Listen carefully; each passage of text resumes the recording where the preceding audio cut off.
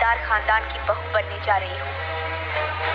हमारी शादी हो रही है उस लड़के से जिसे हमारे पिता ने चुना है, हमने चुना है अपनी मर्जी से। काजल, काजल, काजल।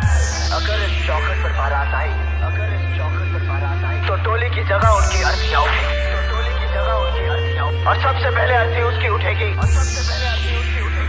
जिसके सर पर सहरा होगा, राजे बिछा दूंगा राजे। JK Yadav Films।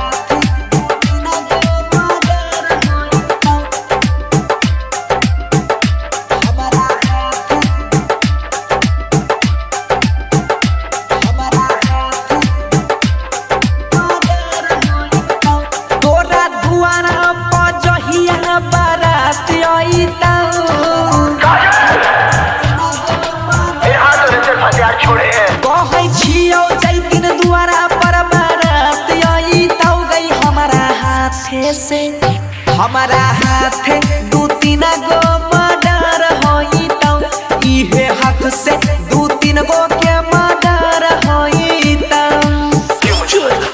विकास क्यों बनाया मुझे ऐसा?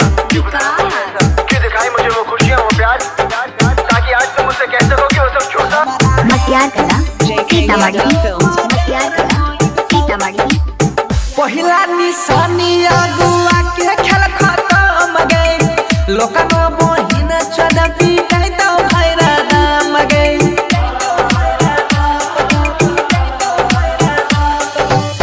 पहिला निशानी अगुआ के खेल खत्म गए, लोकन बहिन चढ़ती गई तो भैरा नाम गई।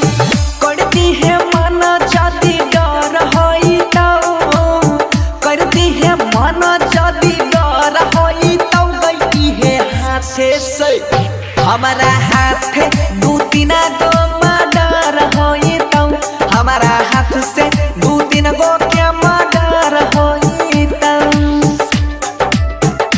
हमारा हाथ दू तीन गो मर्डर होई तो। JK Yadav Films। हमारा हाथ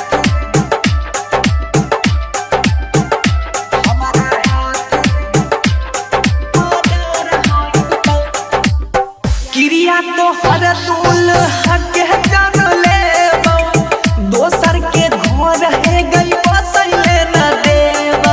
सबसे पहले अर्थी उसकी उठेगी, जिसके सर पर सहरा होगा। क्रिया तो हर दूल हक जान लेबो, दोसर के घर है गई बसैले न देबो। चर्चाई गाँव में घरे घर होई तो, बनसी के जहिया खबर होई तो गई है हाथे से, इहे हाथे